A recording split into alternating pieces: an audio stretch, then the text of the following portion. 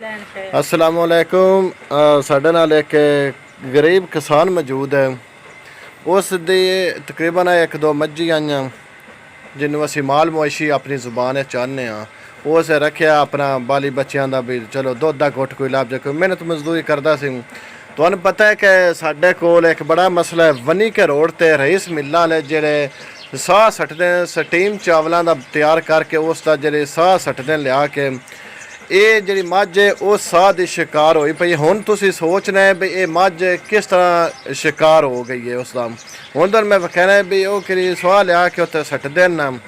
कल ये जेड़ा एक भाई साढ़े मौजूद ने ये अपना उत्थे माल मवेशी लैके गए ने। कोई भैंस मझ उतों उन्हें कोई त्रट्ठी उतों रास्ते दौरान त्रै के वो बड़ी है साह दे विच।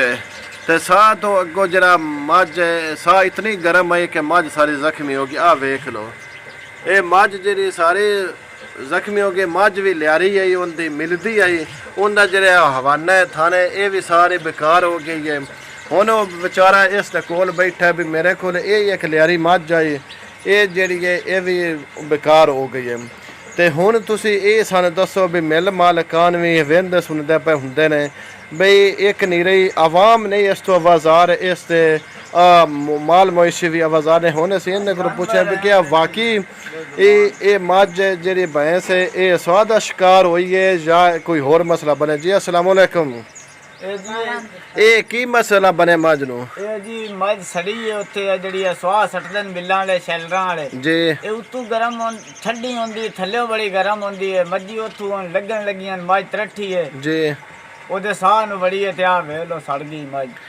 ਇਹ ਮੱਝ ਸੜ ਗਈ। ਹੋਣੇ ਤੁਸੀਂ ਤੇ ਕੀ ਕੋਈ ਦਵਾਈ ਲਾਈ ਹੈ ਜਾਂ ਕੋਈ ਦਵਾਈ ਦਾਰੂ ਕੁੱਟਾਂ ਕੋਲ ਲਾਈ ਹੈ ਦਵਾਈ ਲਾਈ ਹੈ। ਵੇਖੋ ਜੀ ਹੁਣ ਆਰਾਮ ਆਉਂਦਾ ਨਹੀਂ ਤੇ ਤੁਸੀਂ ਇਹਨਾਂ ਮਿੱਲਾਂ ਲੈ ਨਹੀਂ ਅਗਾ ਕੀਤਾ ਦੱਸਿਆ ਵੀ ਸਾਡੇ ਅੱਗੇ ਦੱਸਿਆ ਹੋਇਆ ਵੀ ਇੱਥੇ ਮਿਹਰਬਾਨੀ ਕਰੋ ਨਾ ਸਵਾ ਸੱਟੋ। ਇੱਕ ਤਾਂ ਟ੍ਰੈਫਿਕ ਚੱਲਦੀ ਹੈ ਜੈਸੇ ਲੱਗਦੀ ਹੈ ਅੱਖਾਂ ਦੇ ਵਿੱਚ ਪਾਉਂਦੀ ਹੈ ਬੜਾ ਮਸਲਾ ਬਣਦਾ ਹੈ ਗਿਆ।